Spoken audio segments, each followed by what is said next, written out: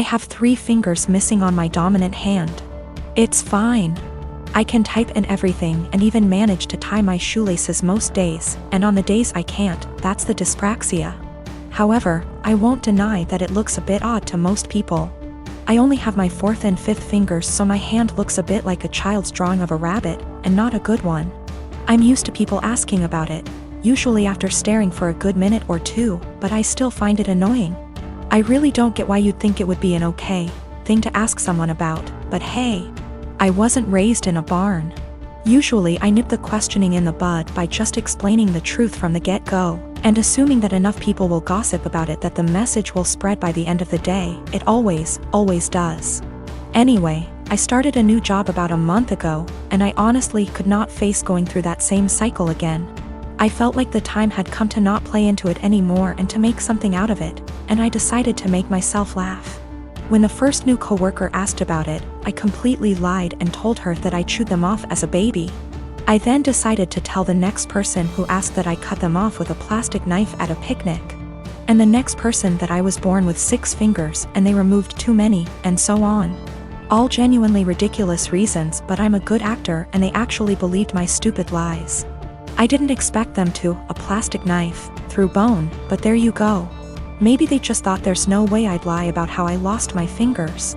Within about 3 days, I learned that my coworkers had been arguing about the actual reason, and it seems like a lot of them now actively dislike me for lying to them.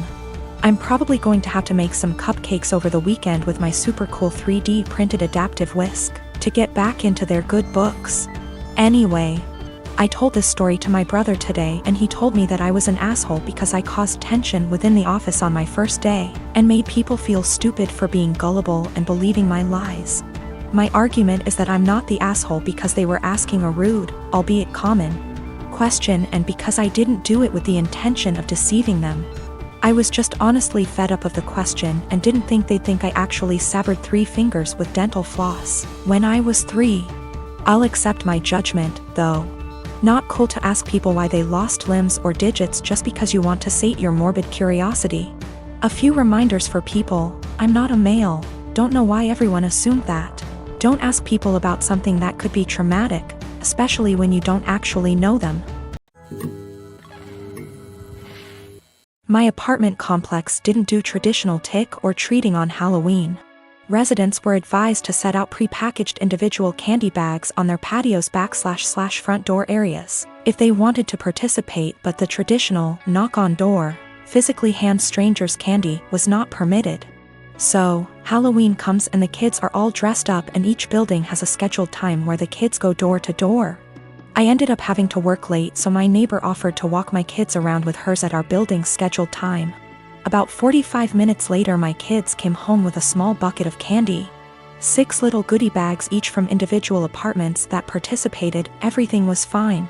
And my kids didn't say anything weird had happened. They were just excited to eat candy once they got home. The next day I took my kids to the park directly across from our apartment complex. My neighbor was there with her kids as well.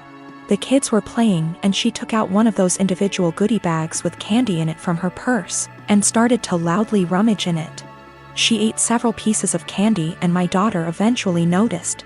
Ran up and asked if she could have a piece, and my neighbor responded, "Nope, this is my tax candy. Remember that this was my reward for taking you trick or treating last night." I was a little weirded out by that statement and asked what she meant. She said that since she is the one who had to take the kids out, she took 5 bags from each of my kids as a tax. Her son then chimes in and said, "You only took 2 bags from us." She responded with, "But I'm your mom. I was doing OP a favor so they get a higher candy tax." I was thinking about how to respond when I noticed that she was holding a Starburst candy and decided to just smile and nod and go back to watching my kids. I let her continue to finish off the bag of candy and then said, "Hey, aren't you vegan? You know a lot of those candies are made with animal products, right?" I explained what gelatin was and how a lot of those candies are made with it. She was horrified, Googles it, and then told her kids that they were leaving. She said something about how she was going to be sick and stormed off. Now she's giving me dirty looks every time we see her and won't let her kids play if she shows up at the park and we are there. My husband thinks I'm an asshole cause I should have either not said anything about the gelatin or said something right away when I noticed. I don't think it's my job to tell a vegan what is and isn't vegan though, and she deserved it for stealing candy from little kids. When we got home from the park after the gelatin incident, I sat my kids down and asked why they didn't tell me that the neighbor took half of their candy. My oldest kid is 6 and my youngest kid is 4.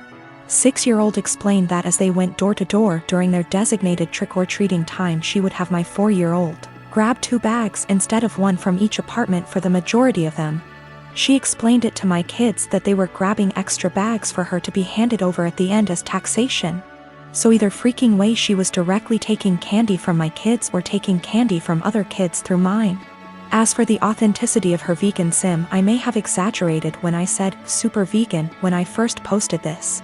She claims to be vegan and is very in people's faces about the benefits, etc. It's 100% about the health side. She brags about veganism curing cancer, diabetes, even some mental health issues. I have never once heard her talk about the benefits for animals. She also sells herbal tea products, customized gym clothing, etc. So she totes a pretty big vegan lifestyle. If that makes sense. Now for the gelatin. She knows what gelatin is, she knows what it's made out of, she knows that there are obvious things that she can't eat. But she had no idea that a lot of candy specifically had gelatin apparently. When I told her that they had gelatin in it, she knew what gelatin was but Googled the candies to see if I was correct. I think she is either really dumb or she eats non-vegan stuff all the time when no one's watching, and had to pretend to be horrified about it at this point. 'Cause a lot of you guys have pointed out that you literally can't be vegan and not know these things. I'm not vegan, I'm not even freaking vegetarian, and I know these things. I am a 41 years old male, single dad with a 13-year-old daughter Lacey. My wife died in childbirth and it's just been me and Lacey all her life. My sister has been a big help in raising Lacey, and we do keep in contact with her maternal grandparents. The issue started a couple of months ago when Lacey started her period. I knew this day would come, so I spoke to my sister, my female best friend, and my mother-in-law to be well prepared. I gave her the talk with her grandmother and aunt there. I buy her pads and tampons. I even have Midol and heating pads ready for Lacey when she needs them. The problem began when I began to notice a smell coming from Lacey's room.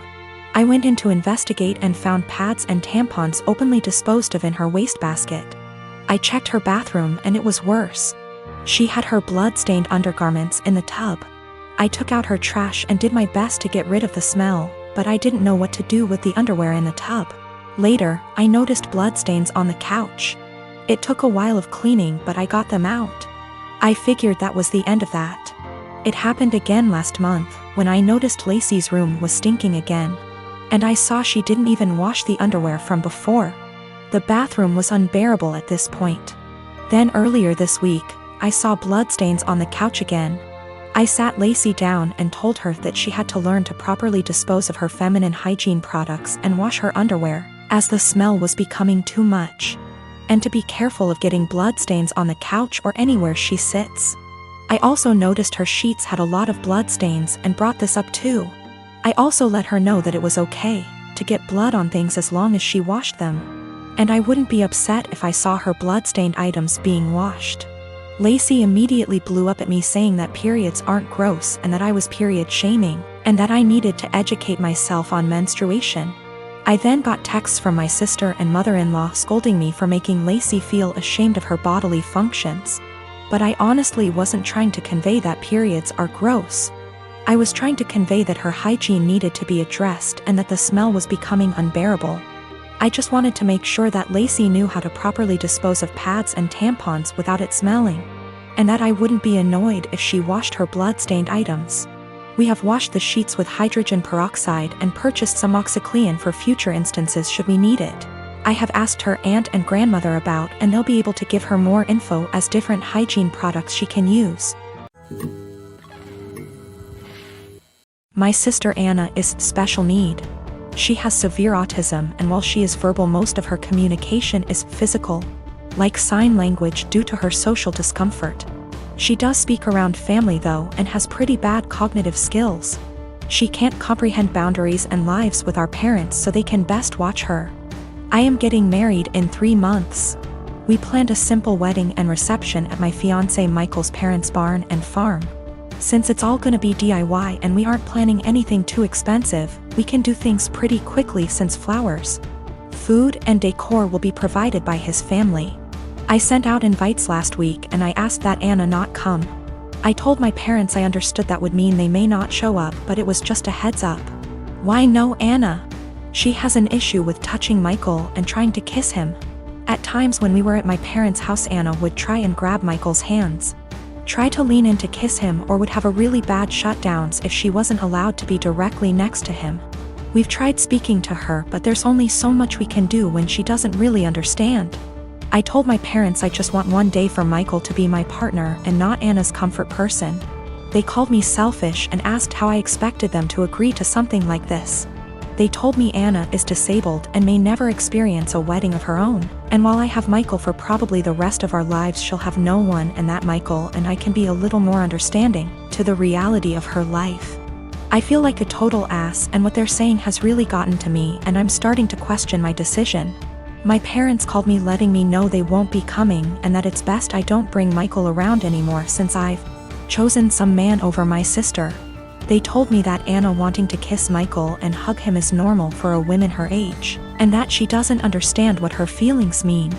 I suggested they try to redirect her during the wedding, but they said Michael is gonna be family to her and he needs to get over it. I suggested they watch the wedding via web, and they said that's not fair and that they deserve to see things in person. I asked if I could pay for someone with proper credentials to watch her that day while they attention, and they asked what I would do when they died, and if I'd pawn her off every time. I dropped the unfortunate truth bomb that I don't want to put any more of my life aside for Anna anymore. I did it up until I turned 18. And that Anna is not my life's responsibility and I won't be her keeper. I assured them I'd pay for her care, but if she's okay doing this to Michael, then I worry for if I ever do choose to have children and what she'd do to them. They said I was sick for suggesting she'd do anything to my future children and hung up on me. They sent a lengthy text telling me not to contact them until I could do the right thing.